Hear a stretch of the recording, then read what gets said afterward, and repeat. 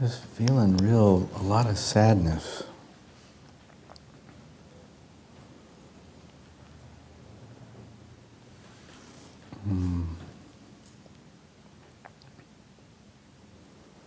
Really feeling what it is to be a community that's hurting right now.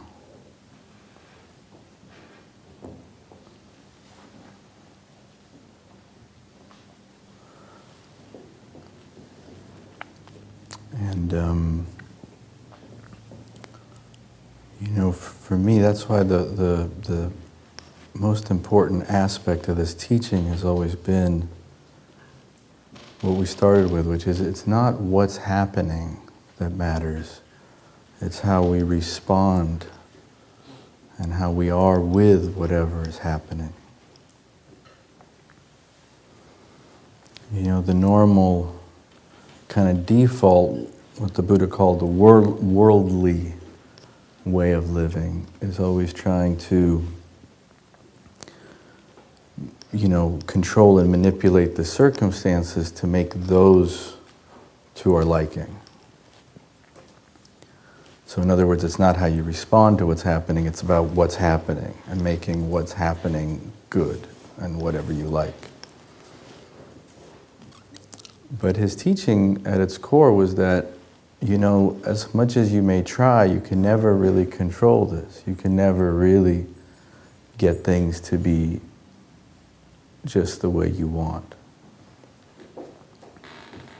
And that even if you do, because things are impermanent, they'll start changing. Even if you get them to be exactly the way you want, maybe that'll last for a second or so, but it'll change.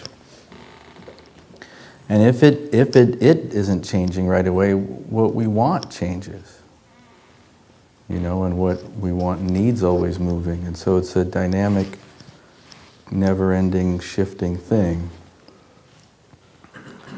And so what he basically came to is that it's the way we're relating to what's happening that matters.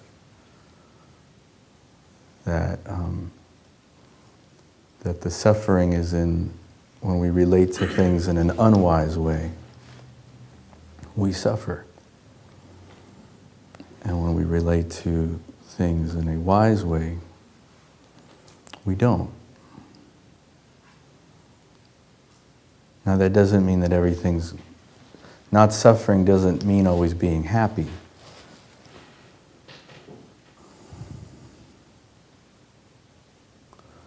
But in some ways it means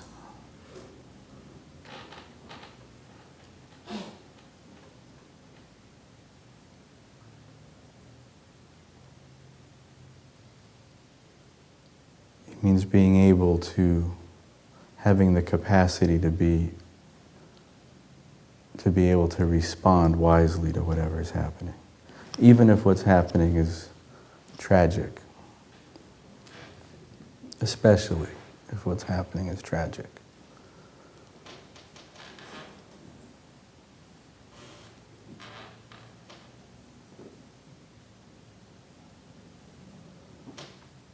And so when I got here and we started sitting, I could really feel like it was very palpable sense in the room. And as many of you know, I've been away. I've been living in New York, and so I'm just back here visiting. And I've been away from the community.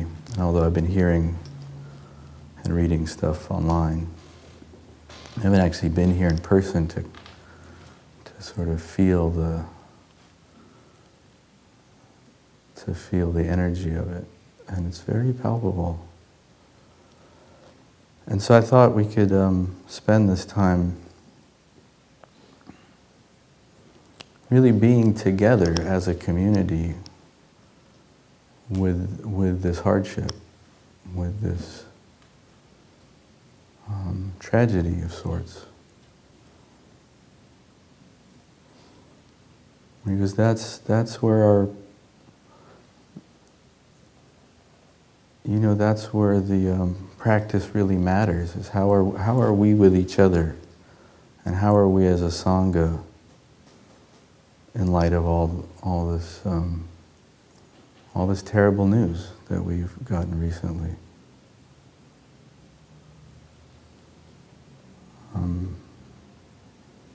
And can we hold each other and respond to each other as individuals and the collective the way we would if we were, talking to someone who's really hurt, really suffering?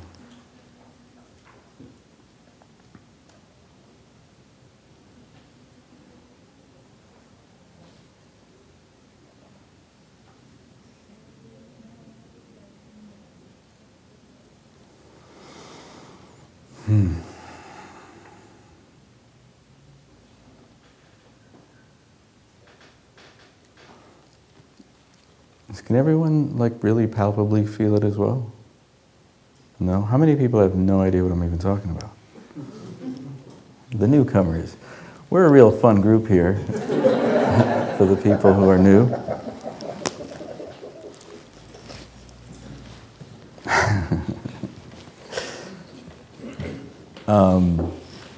All right, I suppose we should, okay, how many people, can I see the show of hand, no idea, what did I just walk into? Okay, but most people know, right?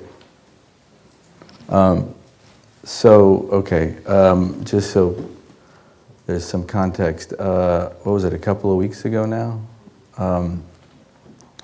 We got this letter that Noah, the guy who started this whole organization, is being accused of some kind of sexual, what was the wording, misconduct? Misbehavior. And that it's a pretty serious thing. From my understanding, the LAPD is actually involved, and there have been these allegations brought forth. Now, we don't know, I myself, I'm not on the teacher council, and I'm not actually involved in that, in ATS in LA at all, so I don't know any more than you do. But it's a real blow to the community that kind of the leader of it, of sorts, has these allegations brought against him. And obviously it's, very triggering on a lot of levels.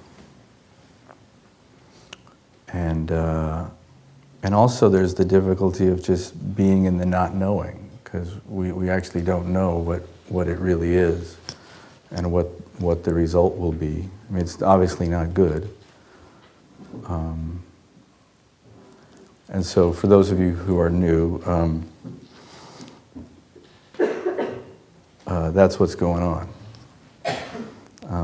And so we're this just came out 2 weeks ago? About 2 weeks, maybe 2.5 weeks. And so everyone's kind of just struggling with it and trying to make sense of it. So you picked a fine time to come join us for a sit.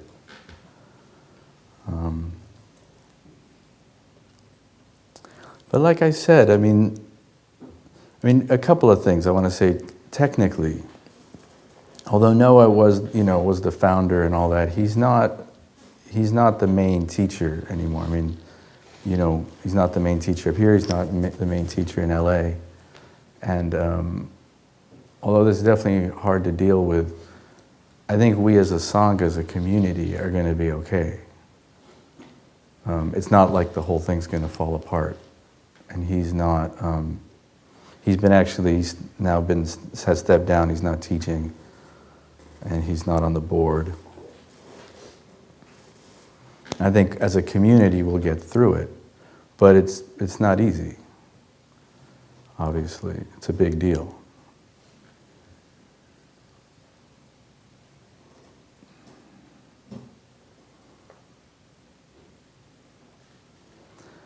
And this is I think I want to talk about, although I'll open it up to anything anyone wants to share, but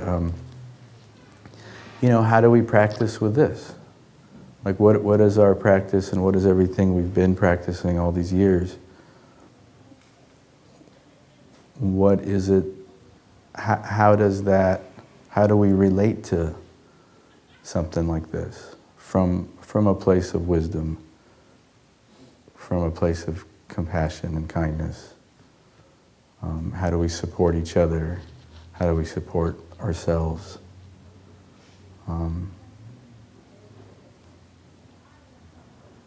Yeah, Jim? At least for me, I think that the Sangha has some amazing features. I think the Sangha itself is pretty amazing. And, not to minimize the seriousness of it, but, we know it has not really played a key role in this Sangha, at least this portion of the Sangha. Yeah. For sure. And, to me, it just feels like the Teachers' Council's not that it's not a big deal, but making it a bigger deal for the Sangha than it actually feels like. Mm-hmm. It triggers some people, and not to minimize that at all, but Yeah. just focusing more on the fact that we have amazing teachers, we have amazing Sangha, Mm-hmm. and it's much bigger than one person. Yeah. And to me, it's like that's going to be whatever it is, and it's,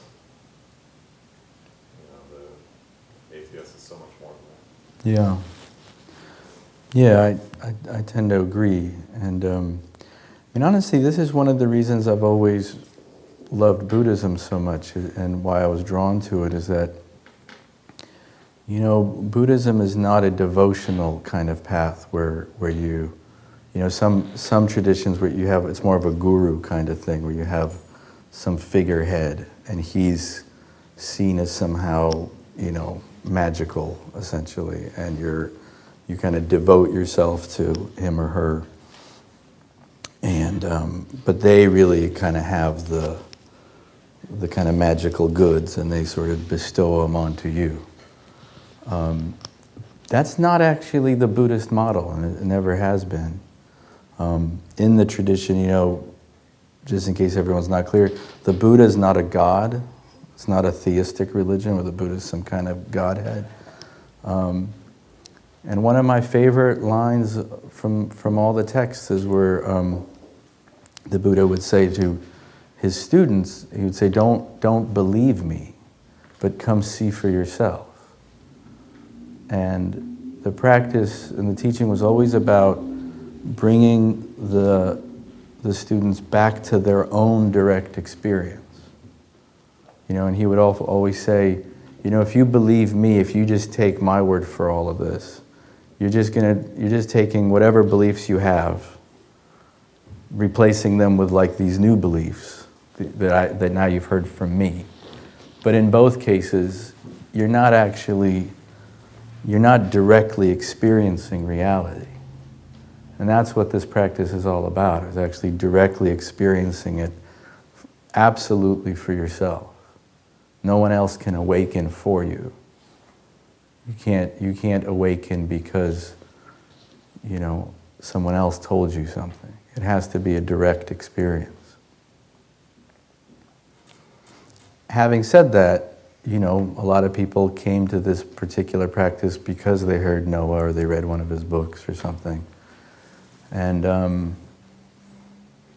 especially in earlier to kind of intermediate stages of practice, there is this kind of necessary phase, I would say. I'm actually curious if people agree or not. I know this was big for me personally, where there is a kind of idealization. It's almost like the way, developmentally, like in child psychology, there's a long phase where the child has to idealize the parent.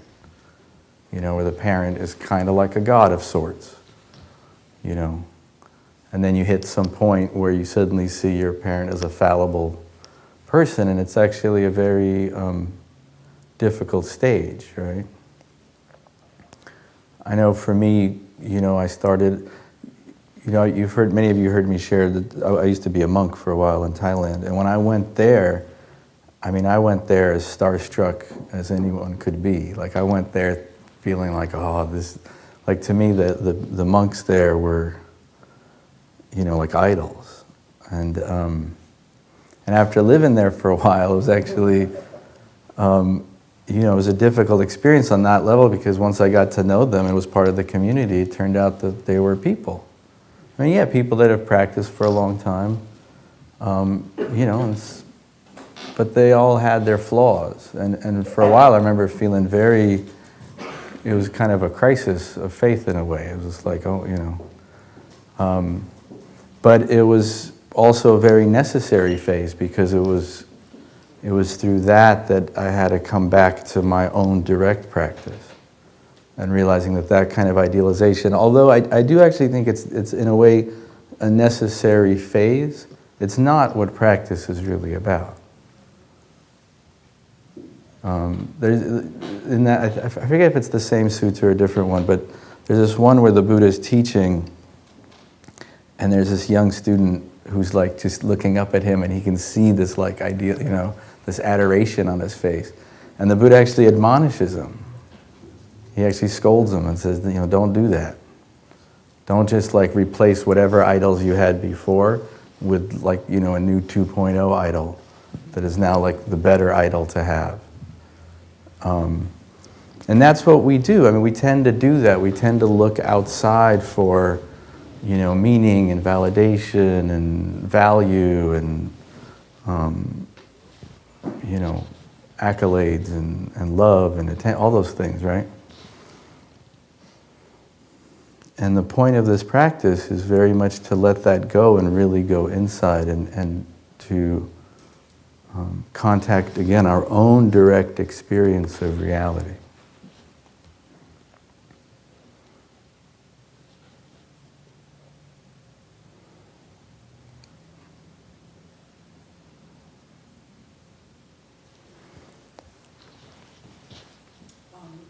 I think that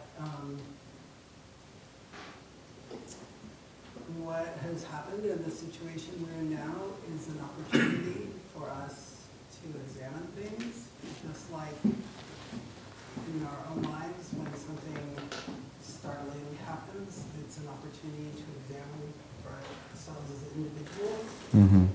I think it's an opportunity for the Sangha to examine.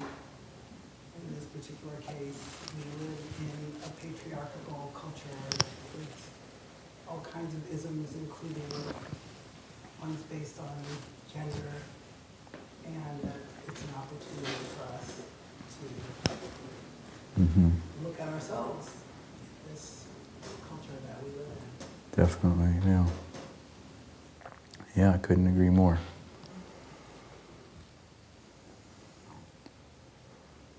Anybody else?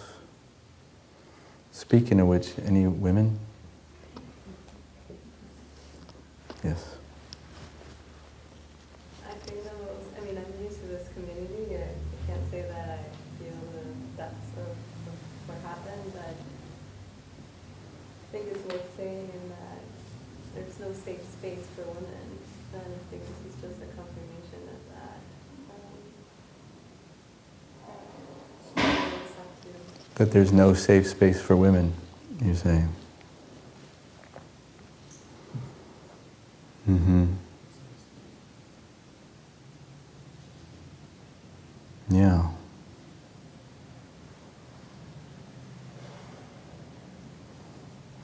See, what's it like to just hear that and really receive that?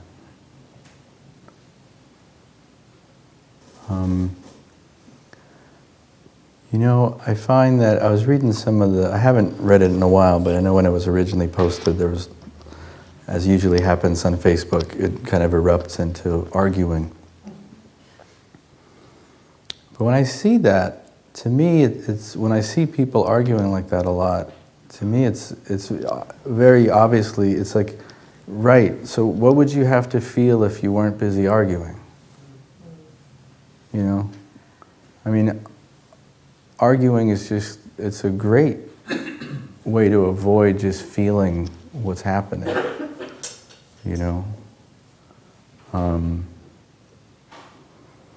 And it's interesting, I see this a lot, right? We tend to want to get into like, well, I agree, I disagree, and let's debate, and let's...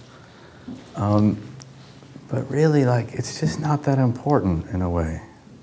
The debating and the, do I exactly agree, do I not agree? I think we would all do much better if we actually listened to each other and really heard and really listened with our heart. So it's a really tragic and powerful statement.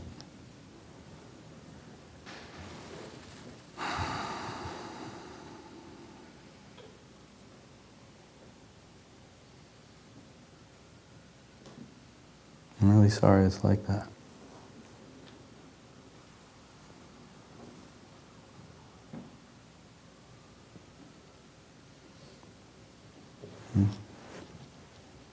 Yeah, I do a lot of education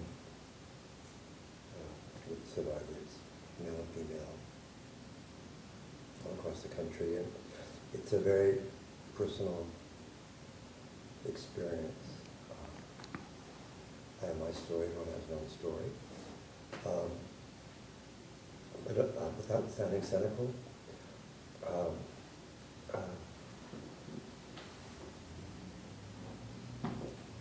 I don't trust mankind either. You don't trust what? Mankind either. I mean, there's a wonderful, for me, a wonderful quote in a book called Conversations with God, and apparently this guy was channeling God and questioning. He books in 27 languages. He asks God, where is mankind? Where are we spiritually? And what I like is his response. Well, my son, you're not even in kindergarten. You're still killing each other. So, I mean, we have a long ways to go. And there's a lot of Buddhist references of taking a feather and pushing down a mountain for thousands and thousands and thousands of years to get down to the karmic wheel and Dharma. You know, I came up with a funny little thing from the movie Cabaret. Thinking of Fraulein, what's her name, who had the hostel or the bed and breakfast, boarding house. There's a song she sings, so what? You don't have the money for the rent? So what? What's happening now? See, I don't really care about Noah. I care about my drama. I'm really into what I'm doing today, how I'm doing stuff. And that was part of your beginning speaking, is what's going on now and how are you relating to it? I can't give a rat's ass about Noah. I'm here in San Francisco doing this. So, call me cynical, but my reaction.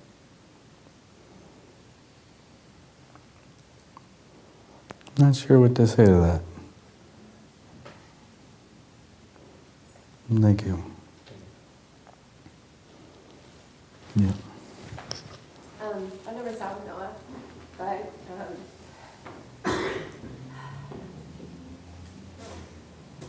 was raised Catholic, and I was in Catholic school when priest, sexual assault, rape.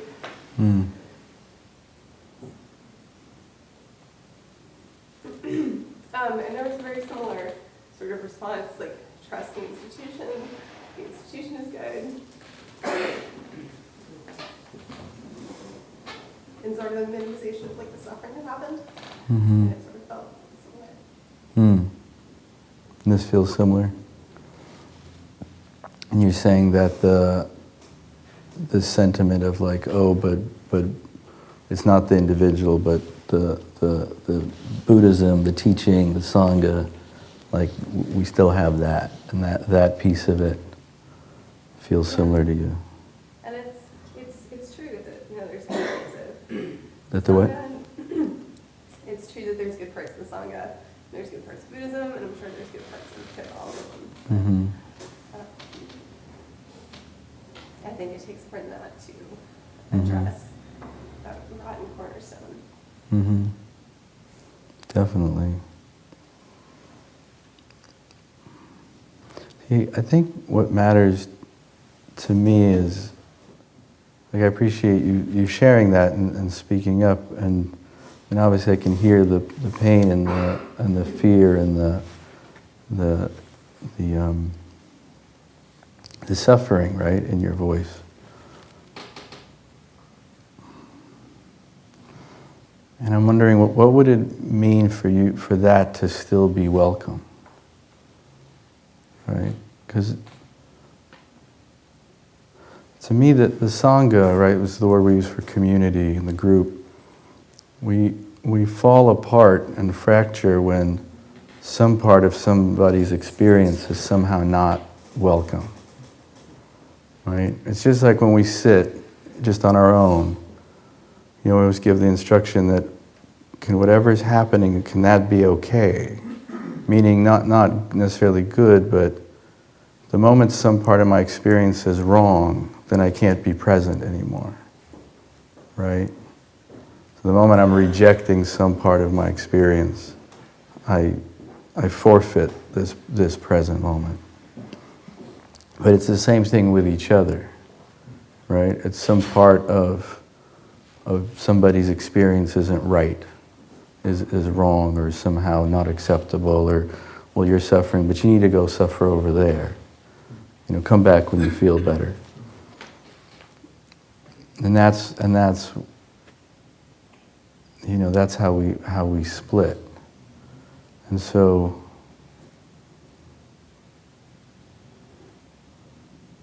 like, what would it be for the way you feel right now, everything and however you or anyone feels right now,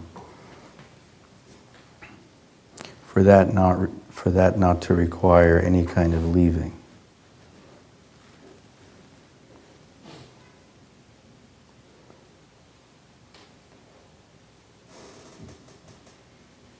And maybe that can be a step towards making it a safer space. What do you think?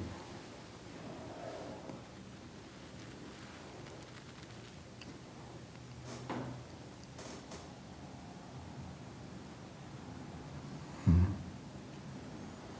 Mm-hmm. With emotions and interpersonally, I think it's hardest to sit in the gray. Mm-hmm.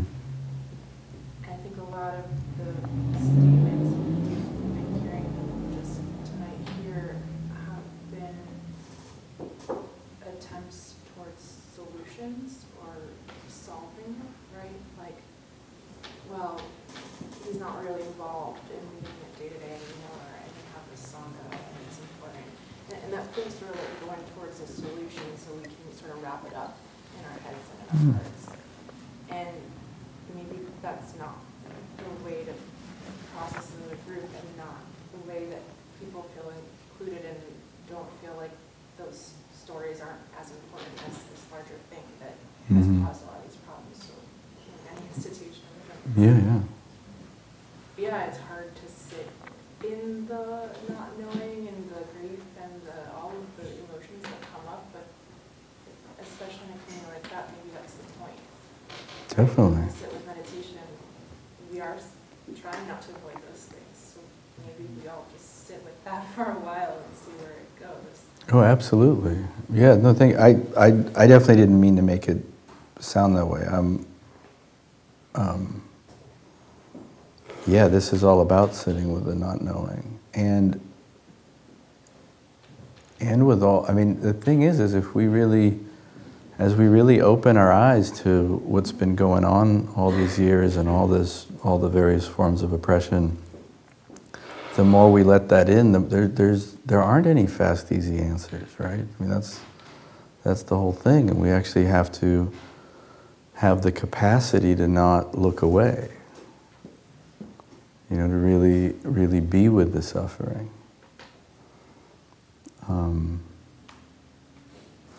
I think that there's also this other piece where, like, I'm a trauma therapist actually, and when I work with people privately, part of what we do is we do this thing where you don't just hang out in the trauma, you actually try to pendulate out, and it may seem on the side like, it may actually seem funny, but I have sessions where someone comes in and the first thing we do is I say, hey, I don't know, like, I actually will talk to them and bring up like positive, like, hey, what did you do last weekend? And we'll talk about something that was fun, and someone might see that and say, what are you doing? They're here to talk about something difficult. And what it is we have to kind of stabilize just the nervous system. Because if you go into it kind of too deep, too fast, and if it just becomes completely overwhelming, you can't actually metabolize it that way. It actually becomes kind of re-traumatizing. So I think sometimes, at least the way I heard it, the kind of sentiment, the feeling behind, hey, but we have, hey, we still have the Sangha, and there's all these ways. It's sort of like, hey, it's not all just a complete chaos. So it's like if I'm going to try to be with this part, it's like, hey, but I got this chair to sit in. And to kind of offer some holding as we face something that's very difficult. Because there is a threshold at which it gets, just to the psyche, just gets so overwhelming that people just, check out or run off or avoid or can't just kind of can't handle it. So I think that's the kind of balance of it. But I couldn't agree with you more. This practice is all about just being with it. And the impetus, the reflex to run towards solutions is exactly proportionate to the lack of capacity to just be with the pain. Definitely. So thank you. Mm-hmm. I moved up here like 3 months ago and had been sitting with him, I guess, most Mondays for the last year in Santa Monica. It's a really big part of my life. There's a lot of associations there of community that have brought me and wisdom that I learned and kinship that I felt going there on Mondays.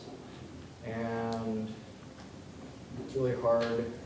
I can't imagine how hard it must have been for the teachers to put that out there when they have to make a decision about how much information do they have and how much are they going to put out to the Sangha, because as soon as like that email went out, my mind just started racing of like the retreat I went on with him and everybody, Joshua Tree, things that might have happened then, things from the past, like, there was a camera crew that was filming that whole retreat last Memorial Day. Is there going to be a documentary a year from now about, the Buddhist teacher that committed whatever acts of impropriety? Like, it's very challenging to, like, when all I have is 3 sentences from the teachers that are guiding this community that I think the world of,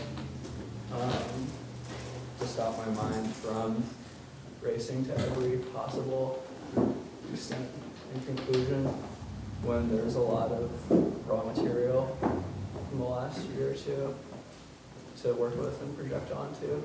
And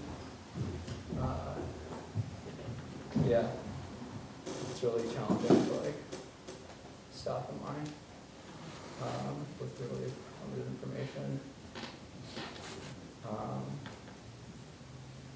And not get all caught up in like what all those memories like are meant to be in my life. That makes sense. Yeah.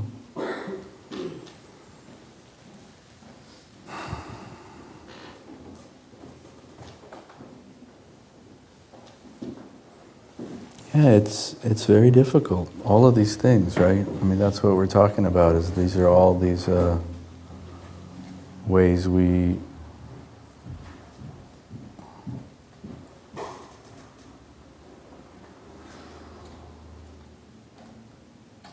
what I find, the way I practice with all difficult experiences really is I bring my awareness back to my body. And whatever it is, there's a physical experience, right? Like underneath the thought level, like you got all these thoughts. I find that you can actually sink deeper. I find that the thoughts are almost like like these plants sort of growing out of a kind of soil. And I find that the soil level, if I could use that metaphor, is much more my body and the feeling of it and in it. And so,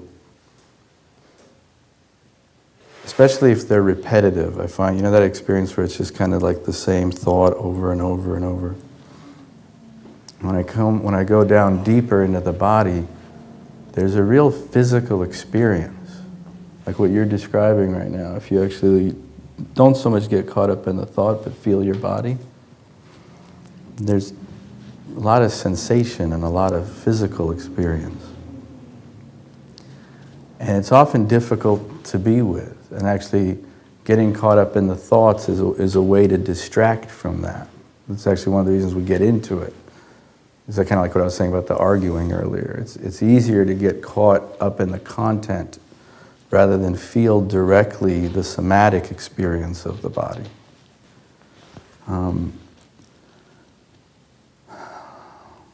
But I find that if you just kind of settle and often what happens is initially we feel it and it's very painful or uncomfortable and we're afraid of it.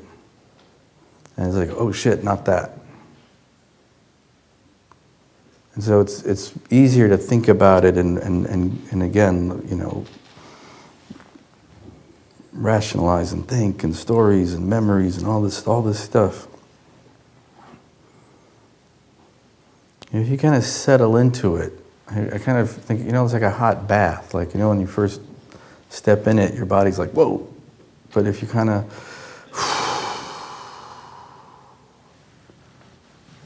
and you let yourself settle into it, and this kind of comes from experience, know that all that is sensation. Try it right now. All that is just physical sensations in the body. Right now in this room, you're actually safe. Right now in this moment. Actually, to be honest with you, I do this little checklist. I go, okay, am I dying right now? No. I'm not kidding. I go through it, I want to make sure. I'm like, okay, no. Then I actually go, okay, are there heavy objects about to fall on me? And I look around, I'm like, okay, no. Are there any people around that are actually going to physically harm me right now? I like to knock out the basics and just no. So I look around, I'm like, no, I don't actually think anyone's going to attack me right now. Well, that's 3 pretty good things. Okay, so then, what I'm left with, I'm like, oh, okay, so these are just sensations. So right now, there's this kind of throbbing sort of knot in my chest. Okay, is that going to kill me? No. What else? Oh, in my stomach. Whole thing going on in my stomach.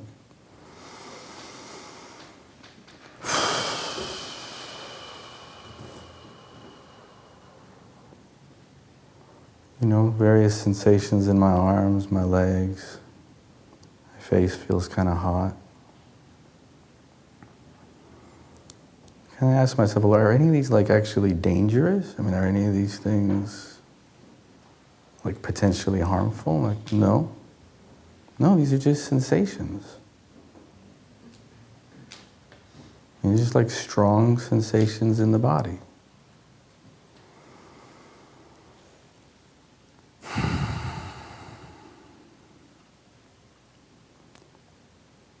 And then I noticed that there's this other layer, which is the layer of well, how am I being with it, right? And then I noticed oh shit, this is really hard for me. This is really scary. This is painful and difficult. And then when I realized that, usually a kind of sense of compassion comes up, oh shit, this is really hard. It's not just sensations. Because it's like, well, that's kind of clinical. It's not really just sensations. Like, well, there's sensations, but like I'm scared of them. You know?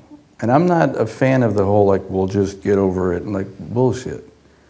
No, you have to acknowledge that layer of the experience, which is like, oh yeah, this is scary, or this is uncomfortable, or difficult, painful. So then some kindness and compassion can arise and actually go, yeah, you know, I'm actually being with something very difficult right now.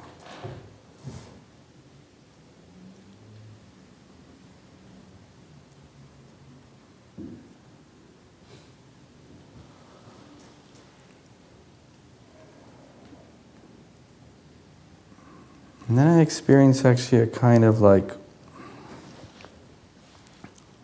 I don't know, it's hard to put into words, but it's almost like this internal sense of Sangha where it's like I got me. I used to, years ago when I used to have this whole thing I used to call being on your own side, where you kind of shift it around where you're like, okay, I'm really with myself right now. I'm really going to be on my own side with this.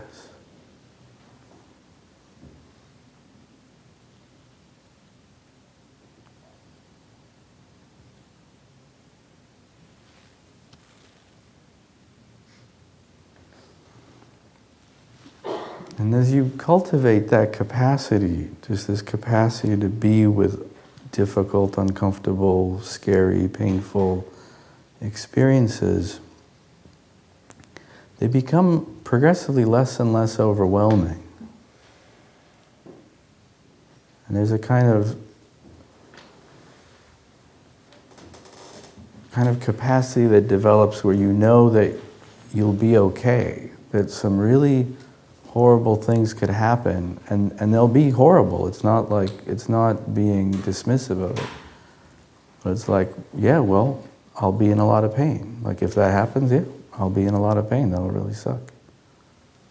I might cry a lot. I might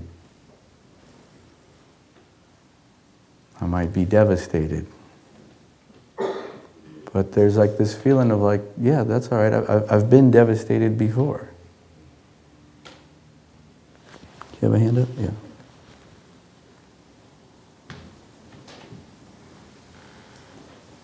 So, I love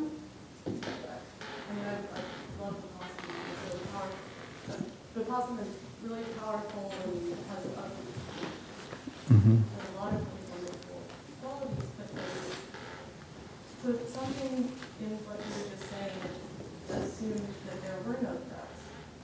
And so I guess I've always been very curious about the relationship between equanimity, an internal sense of equanimity, and wise action. Because I've had a situation in my past where I was practicing with somebody, with a man, and he wasn't quite a teacher-student role, but he took advantage of concepts like equanimity and detaching from emotions in order to be abusive. And I had a lot of trouble. It left me with a lot of confusion around how to navigate the space between being okay with what's happening and knowing when to step into a place of action. Yeah. And I still don't know. It's very confusing. Yeah. Yeah, it's a really important question, and I would agree it is confusing. Like I actually would say in my experience of the Buddhist teachings, and I've been practicing for over 20 years now. I've always found that edge confusing. Like where is that? Like when do you just sit with it and when do you take action.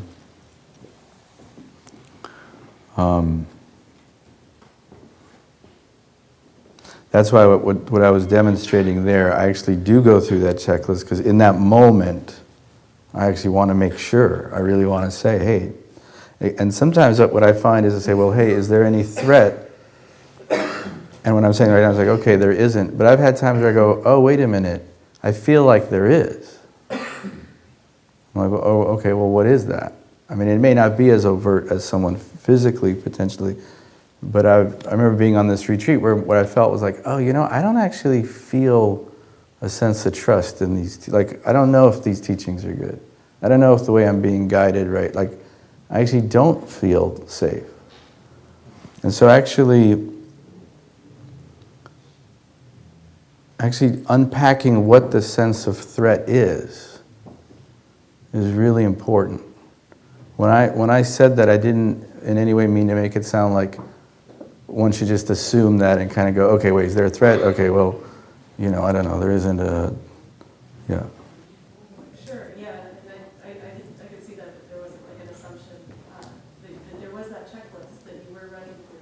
I think one thing that might be more of the experience of women is that there's this enormous socialization around women being taught not to trust their feelings Right. already. So I think it might be more difficult for women to develop like a checklist that they feel confident about. Yeah. Yeah, definitely.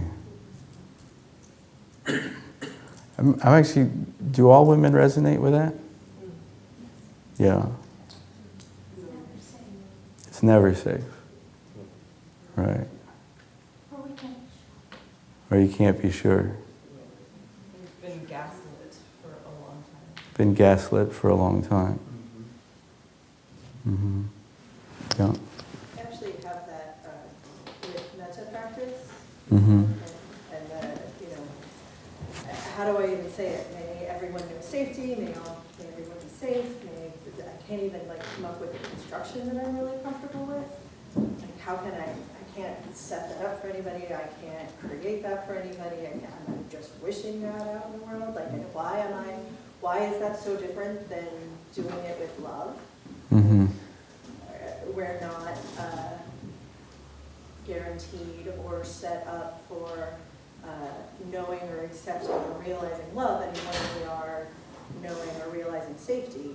And yet I can talk about love from the inside to the outside to the whole world with it doesn't faze me, but to do it with safety super fazes me. Yeah. And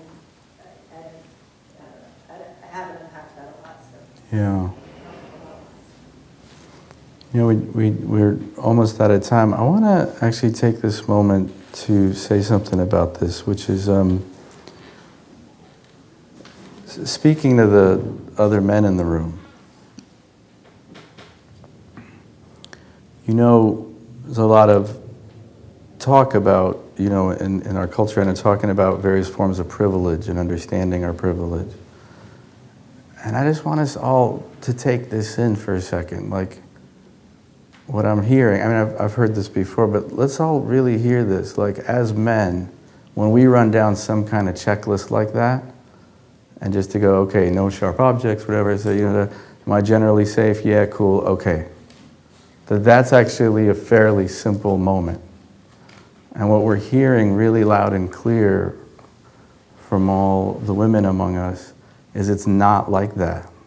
That is a tremendous amount of privilege to be able to kind of check that one off fairly easily, right? And that what we've heard echoed over and over tonight is that for women it's not like that. Like you were saying, there's no safe space, or it's never safe. That's a very different experience. And it's because of us.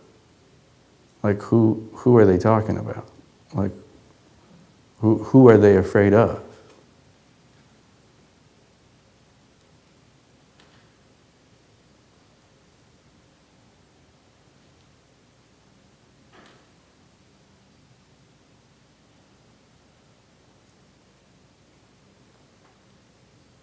And this practice of cultivating this capacity to stay present with difficult emotion is what lets us look at things like that. That's an intense thing to look at, right? But this practice gives us the capacity to not flinch away from such a disturbing and painful truth.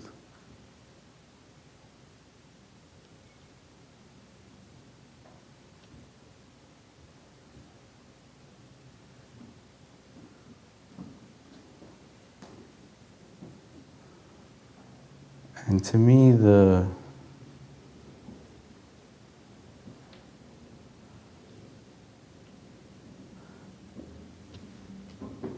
if I had to sum up all these teachings and all these practices in one word, it would really be the word listen. Because that's what meditation really is.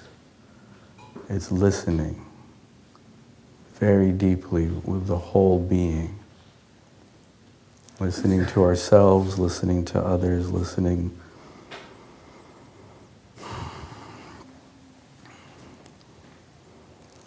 to life itself.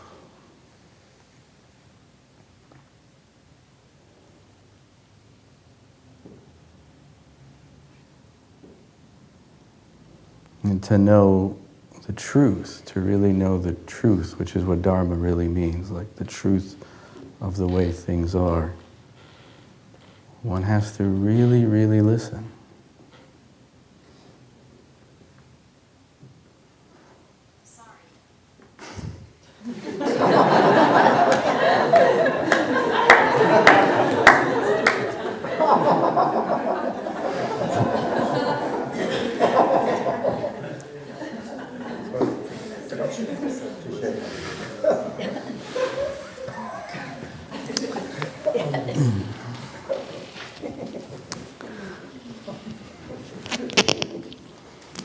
Anyways, I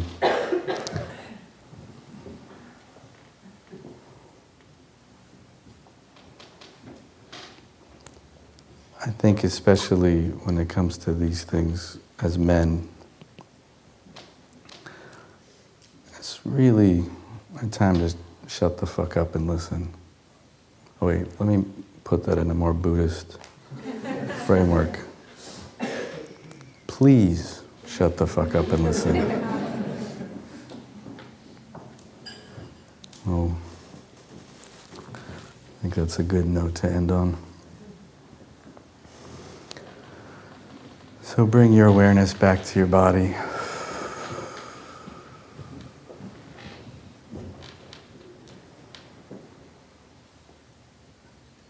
And just, again, listen to all that's happening inside.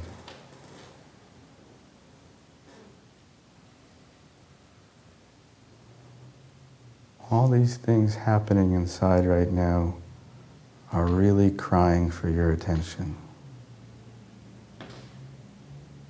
Are really desperately asking to be heard, to be felt.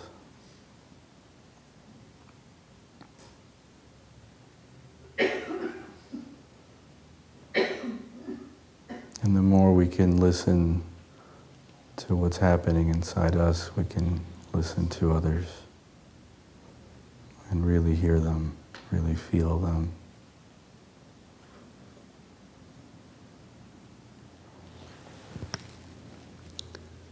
May the merit generated by us coming together like this, as a community, as a Sangha, to support each other's practice, support each other's capacities and willingness to listen and hear what's being communicated to us.